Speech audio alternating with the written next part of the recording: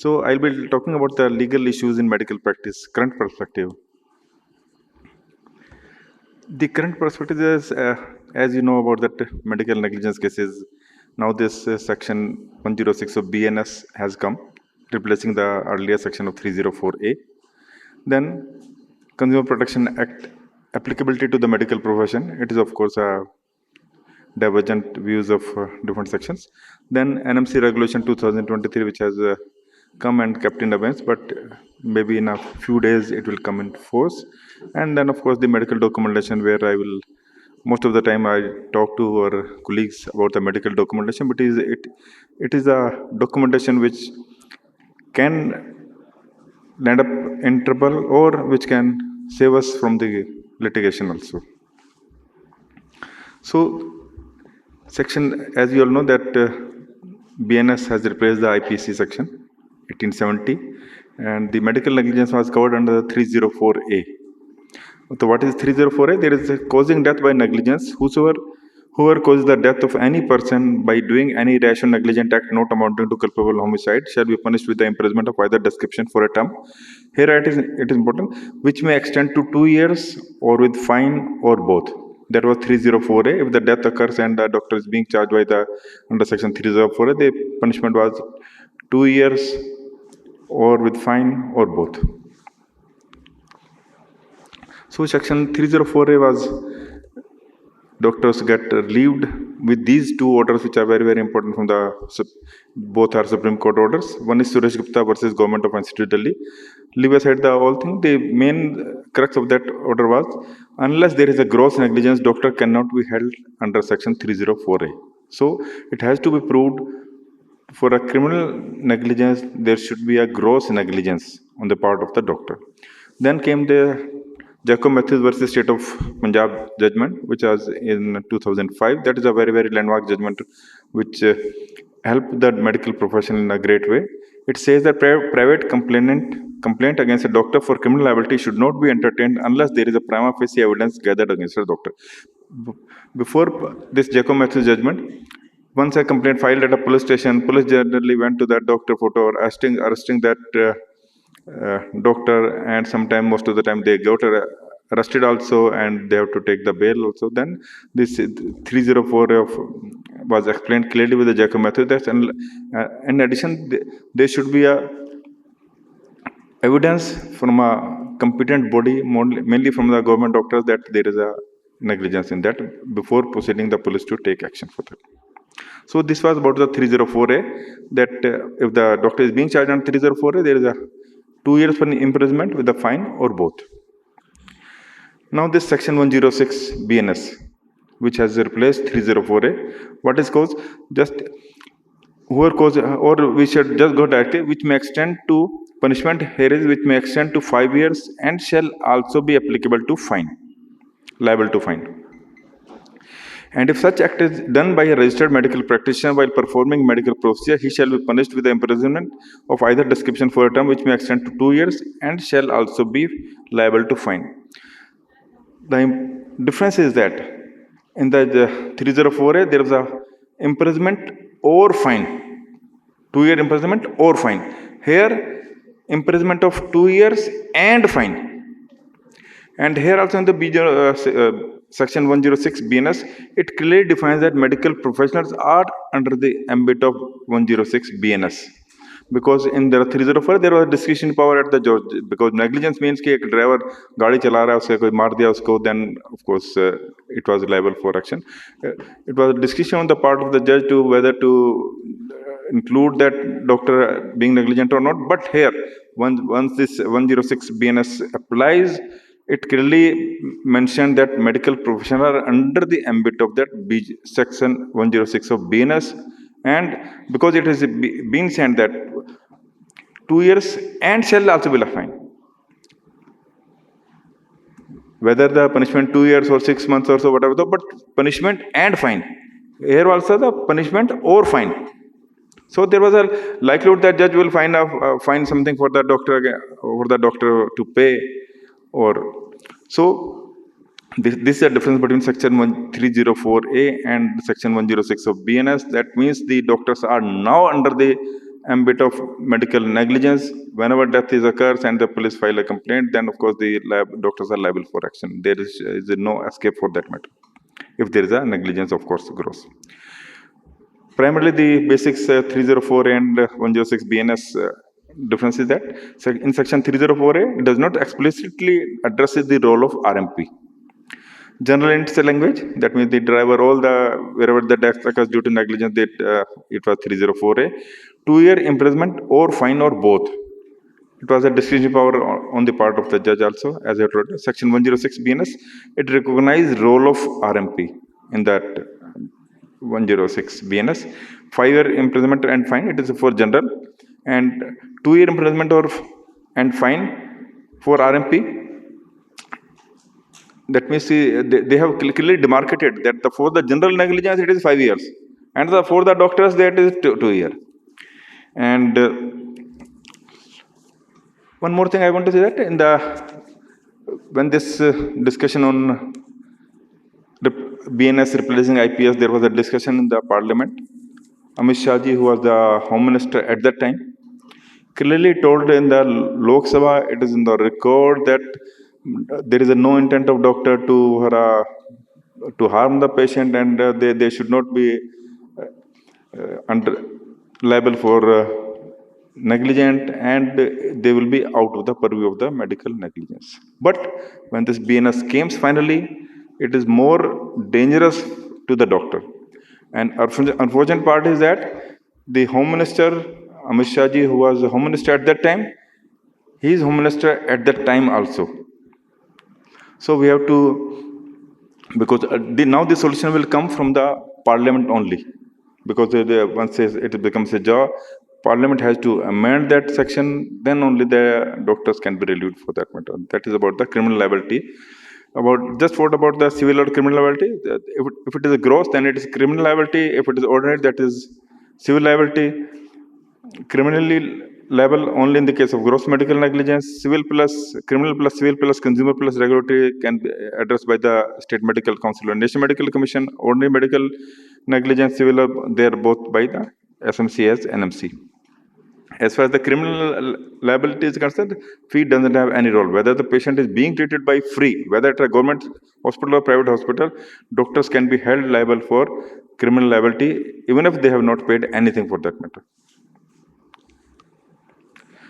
About that Consumer Protection Act applicability to the medical profession, from that day when this, in the 1986, when the Consumer Protection Act was passed, there was a lot of discussion whether the medical professionals are under the ambit of Consumer Protection Act or not. Then finally in the 1995, that was a Supreme Court judgment of VP Shanta versus IMA case, which decided that doctors are under the ambit of Consumer Protection Act, and the deficiency of service is there, for which doctors are liable. Then after that 1995, what happens?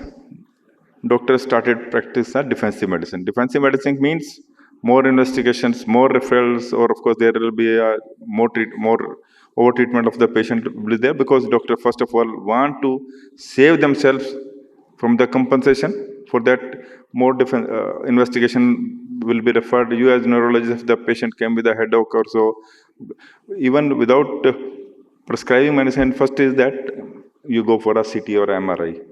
And if the CT comes normal, allegation is doctor ने commission के लिए लिखा है CT MRI, हमारी तो report ही normal थी, it was, and of course once headache gone for 1 day or 2 days, that there is an allegation for that matter, and litigation also starts from that matter. So in 2007, National Consumer Dispute Redressal Commission, that's the supreme in the consumer law, which says that lawyers are also under the ambit of FCPA, Consumer Protection Act, in 2007. Then in 2009, Supreme Court stated that National Consumer and CDSC decision. Then in 2000 came the famous Kunal Saha case, in which compensation was awarded for the tune of 12 crores, 11 point something crores. Then of course it was a very difficult situation for the doctors and establishment what to do. Then in 2019, there was a CP amendment, Consumer Protection Act amendment. Ramvilas Paswanaji, who was the member of Minister of Consumer Affairs at that in the Lok Sabha, clearly told that doctors will be out of the ambit of Consumer Protection Act. It was also in the record. But when this finally came after a review and the judgment, doctors are again in that Consumer Protection Act, but it was not mentioned in that 2019 amendment that exclusion of the medical profession for that matter.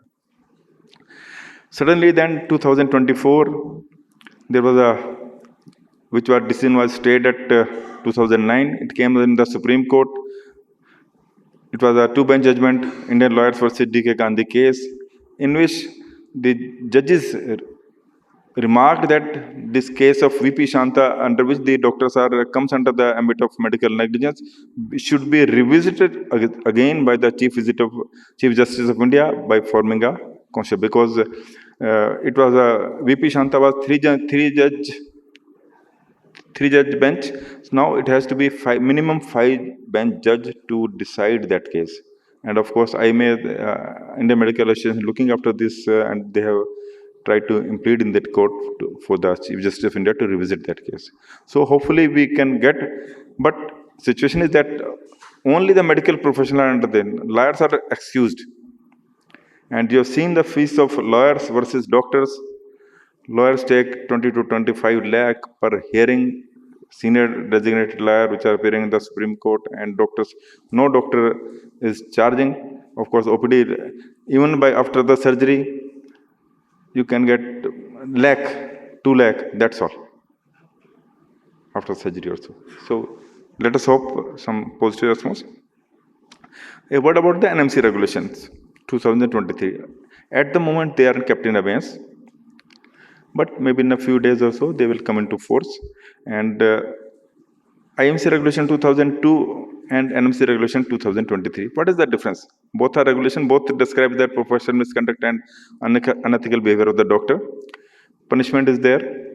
But difference is that this NMC regulation, with every professional misconduct, there is a level of punishment attached. In IMC regulation 2002, there was it was a discretion power of the State Medical Council whether to give a warning, advisory, or name removal for a particular duration. It was not mentioned that such and such punishment equivalent to such and such punishment, punishment for. So there are 5 levels of punishment. Level 1 is advisory or warning. Level 2, name removed. Your name can be removed for 30 days. Level 3, your name can be removed for 3 months. Level 4, name removed for 3 years. And level 5 is permanent name removal. So just discuss few cases.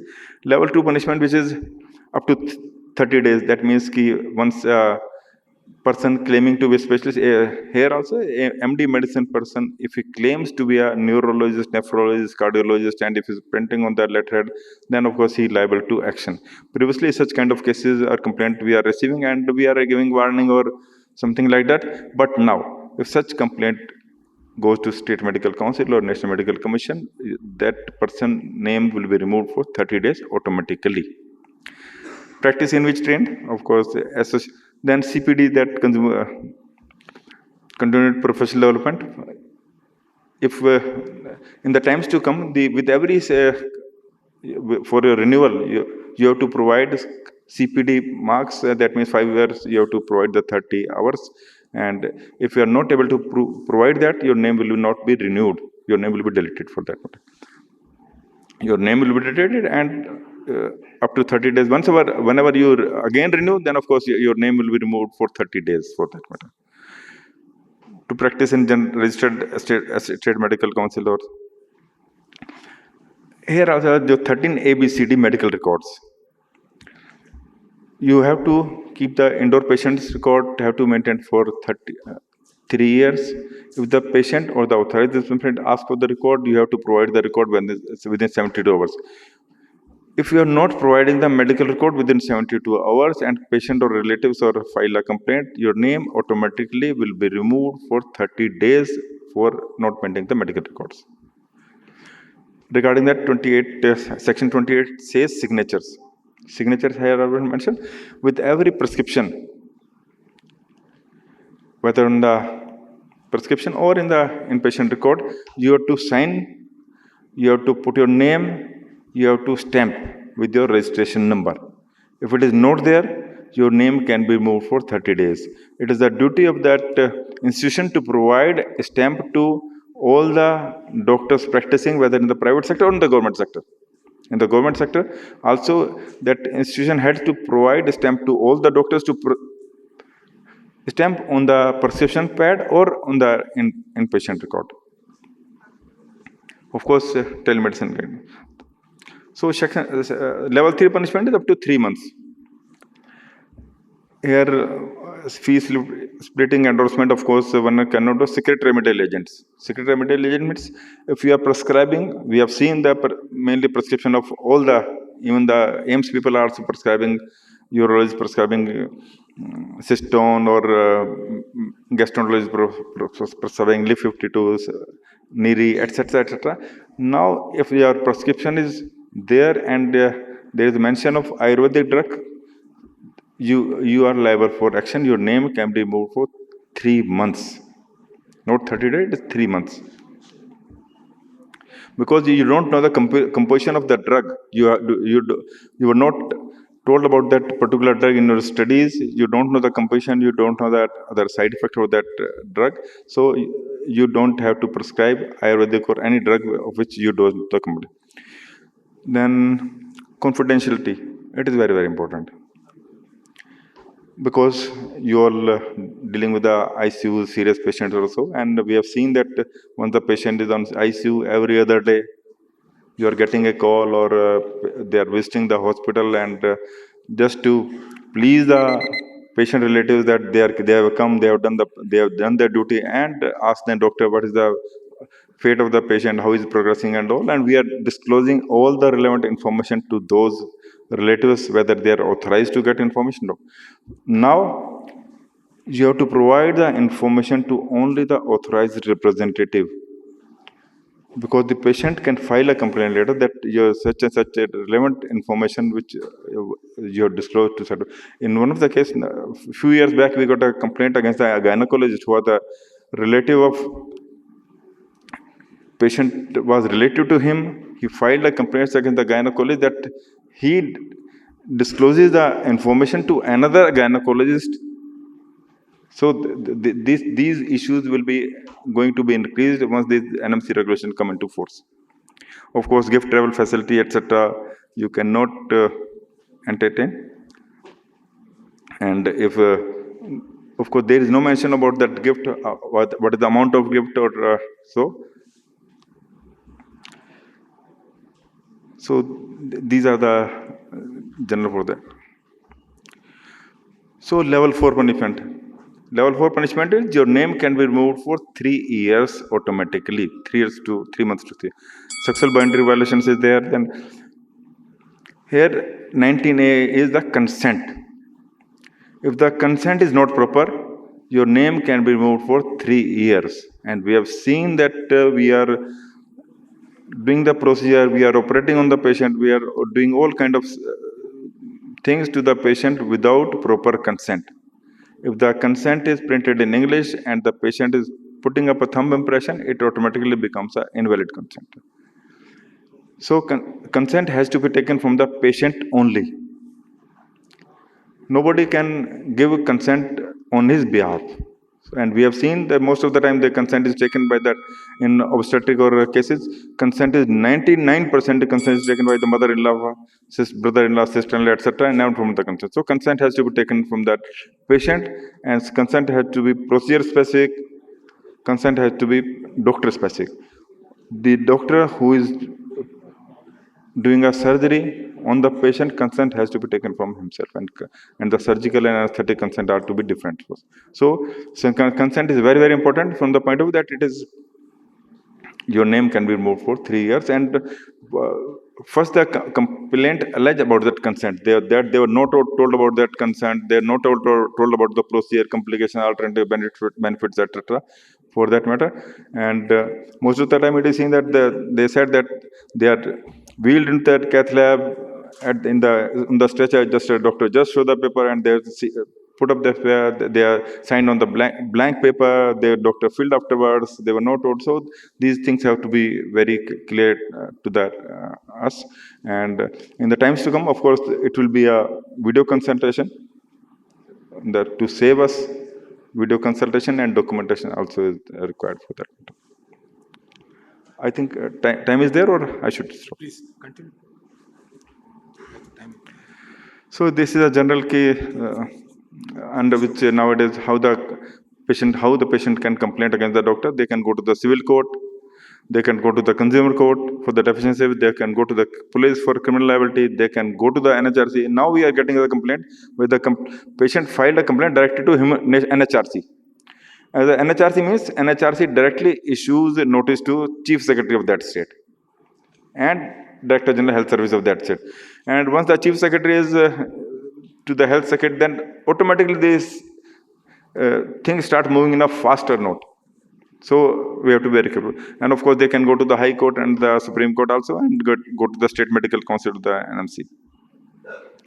Just add data, there is a 400% increase in the case of medical negligence every year. This is data of National University Bangalore. 90% of all cases in the medical negligence involve hospitals. 12% of all cases decided by the consumer courts are in the medical negligence. And of course, nowadays the compensation is too much for that matter.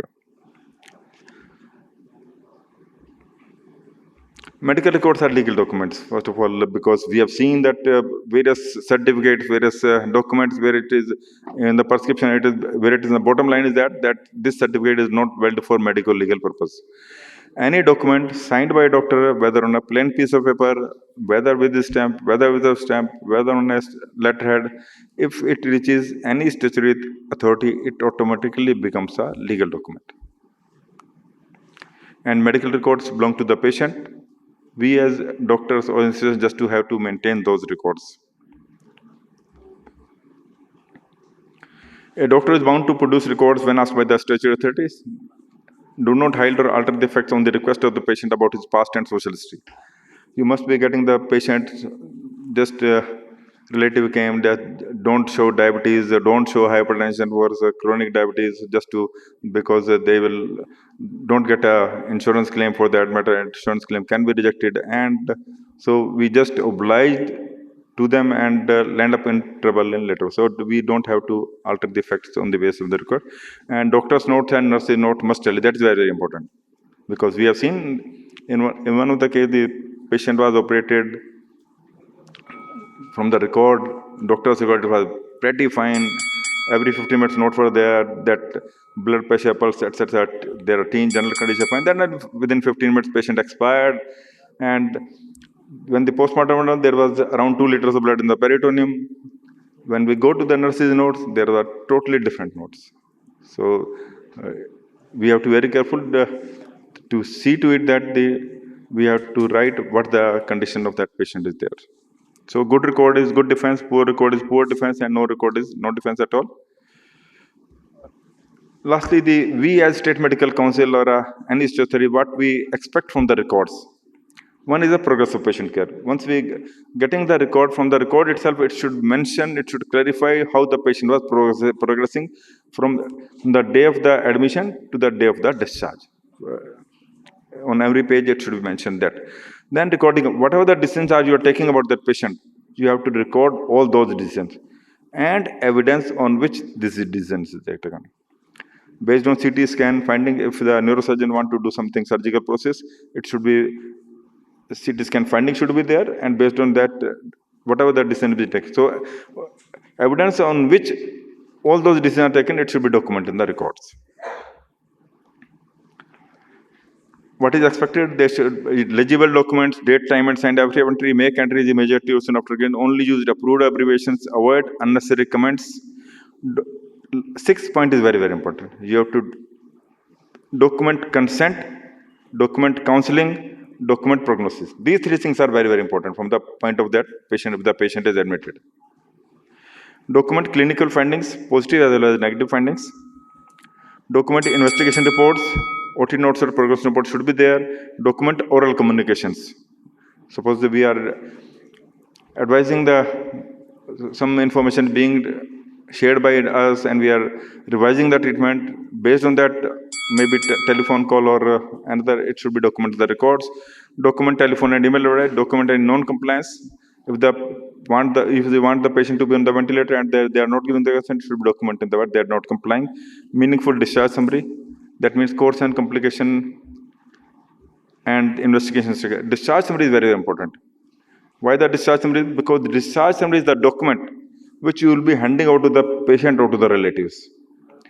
And based on that, if that is not all the something is missing or something is gross is there, then of course you can land up in trouble, because your own colleague will guide that patient or the relatives about that deficiency for that. Lastly, just to reduce litigation and conviction, 4 things are important: communication, communication of documentation. Whatever you are documenting, it should be communicated, and what you are documenting, it should be communicated. This, as I tell at each and every conference. And lastly, in this present era, treat every patient as a potential litigant. Don't think that he has a reference from your brother-in-law, friend, relative, etc. Treat every patient as a potential litigant. Go for the documentation, etc. Thank you very much.